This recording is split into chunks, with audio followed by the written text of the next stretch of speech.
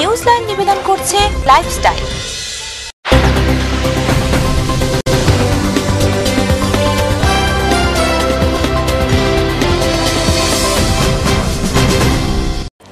নমস্কার, আপনারা দেখছেন TV7 নিউজলাইন নিয়ে আমি বিজয়লক্ষ্মী আছি আপনাদের সঙ্গে।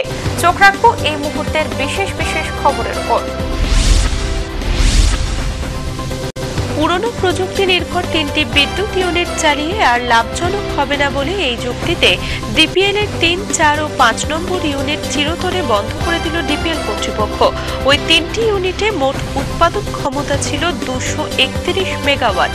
কারখানা সূত্রে জানা গেছে, ডিপিএল রাজ্য সরকার নিয়ন্ত্রিত হলেও অলাভজনক ইউনিটগুলিকে চিরতরে বন্ধ করে দিতে কেন্দ্রীয় সরকারের বিদ্যুৎ দপ্তর থেকে অনুমতি আনতে হয়। সেই অনুমতি ইতিমধ্যেই পাওয়া গেছে। এর আগে 1 ও 2 নম্বর ইউনিট স্ক্র্যাপ ঘোষণা করে নিলাম করে বিক্রি করে দেওয়া হয়েছে। বর্তমানে ডিপিএল এর 6, 7 ও 8 নম্বর ইউনিটটি চালু অবস্থায় আছে।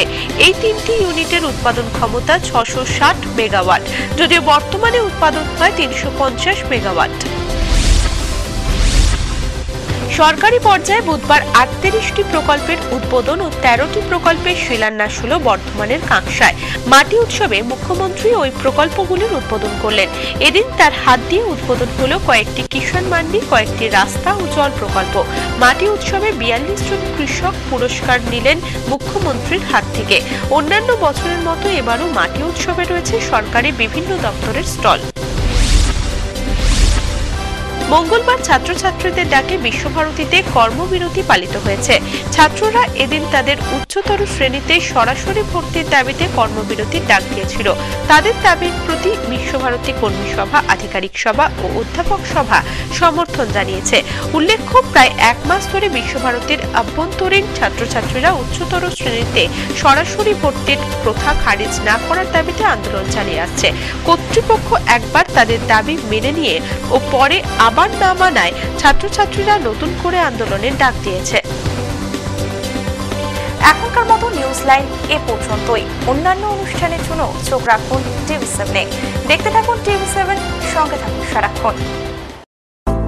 कानों में झूमते हैं, गर्दन चूमते हैं, कलाइयों में खनकते हैं, माथे पर चमकते हैं, उंगलियों पे इतराते हैं, कमर पे गल खाते हैं।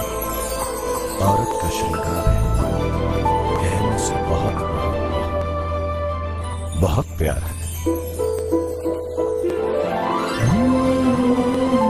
World's most beautiful